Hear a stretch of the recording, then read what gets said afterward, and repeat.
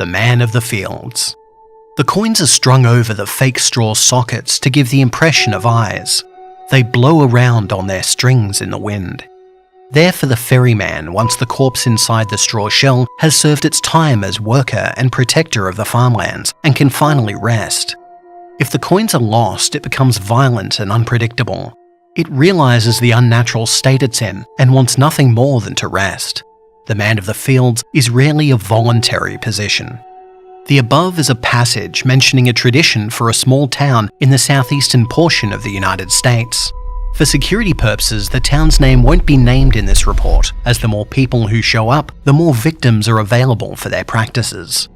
Heavily rooted in voodoo and similar occult practices, the man of the field is a particularly harsh punishment that unfortunately cannot be abolished. Somehow it is part of the town's founding charter. Shortly after the Civil War, a government exception was even granted to allow the ritual to continue. For services rendered to the North, the exception said, a presidential order signed by Lincoln himself. All attempts to discover what these services rendered may have been have proven fruitless. If the information still exists, the town residents, many of whom are descendants of the founding members, will not admit to it. With all of that being said, it means that the agency cannot interfere with what goes on in that town. Technically, any attempt to do so would be a federal crime. The only actions we can take are indirect ones, such as removing the town from maps and preventing it from showing up on map and GPS apps. Back to the man of the fields. Every fall, the mayor of the town will visit the local jail. There always just happens to be 1 or 2 people imprisoned there at the time for drunken disorderly conduct or worse. If they have a serious criminal, such as a thief or someone who committed assault, they are the one usually selected to be the man of the field. Unfortunately, locals know to be on their best behaviour, especially during harvest. So it's often some out-of-towner who stumbled in and broke one of the town's many obscure and draconian laws. That person is always taken during the night before the fall solstice. They are drugged and, for the next 24 hours, they are subjected to being repeatedly tarred and rolled in straw until they are fully covered. Drugging the victim is a mercy, as it prevents them from feeling the heat of the tar or the agony of the needle-like straw stabbing into their scalded flesh. Unfortunately, the drug does wear off fairly quickly, leaving them exposed to the pain. Hours of such treatment usually drives the victim mad. Sometimes further doses of the drug are administered, especially if the victim is a member of the town. Once the application of tar and straw is complete, they are mounted on a stake and literally paraded around the town. As the man is displayed around the town, the natives arrive and make their wishes for the next year, almost as if they were children writing a letter to Santa.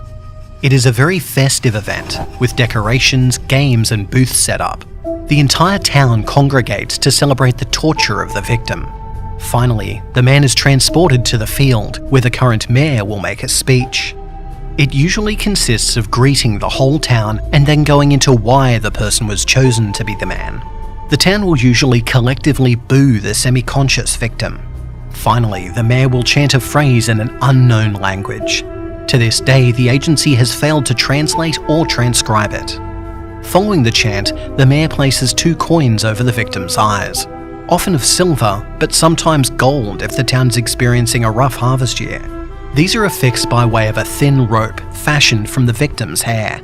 To complete the ritual, the mayor takes a long stake of petrified ash wood and hammers it through the victim's chest with a mallet. If they haven't died from their treatment thus far, this will finish the job. The ritual complete, the townspeople leave the fields and return to their homes, signalling an end to the morbid celebration. Except it isn't the end. The ritual works, and that's the horrible part of it. The day of the fall solstice, the man of the field will animate and pull itself free of the stake. It will then roam all of the farms and fields, warding away crows, insects and scavengers. As it does so, every planted item will display accelerated growth and reach twice their normal size.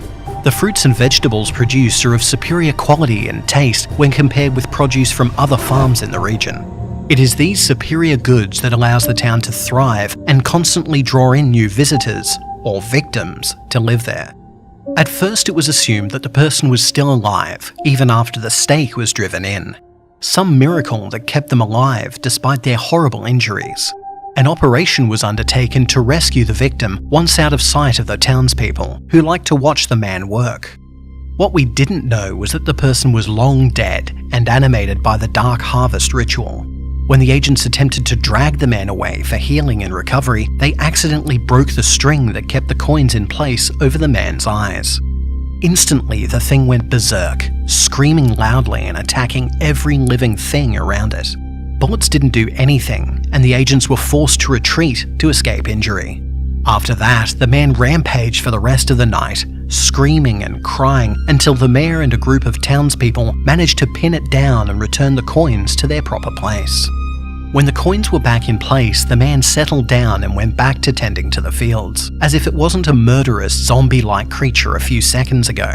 The townspeople acted with haste, but not panic, as though they had dealt with this many times before. From what we have observed, this appears to be the case.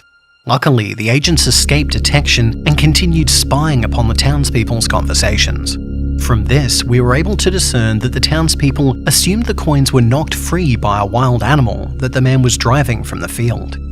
Observation continued in silence, and what was recorded was that the man would be active all the way through fall, all the while doing the work of 4 farmers without pause or rest.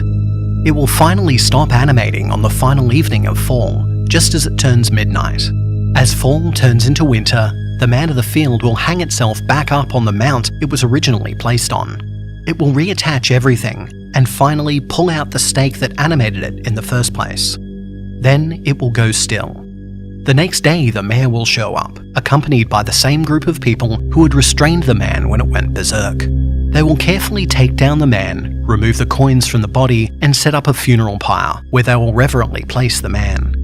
The mayor will deliver a short speech giving thanks to the man, and finally the pyre is set alight and the group will watch in silence as the body burns to ashes. Afterwards they will leave, taking the coins with them. Recovering a sample of the ashes was an easy thing for the observing agents. Testing the composition in the lab only revealed that it was burnt human remains, tar and straw. Nothing unusual, nothing that could explain the event that was witnessed. All the agency can do is take note of the town's ritual, warn away as many people as possible, and make sure the place will never show up on any maps. Isolation is our only option, not without breaking a presidential order.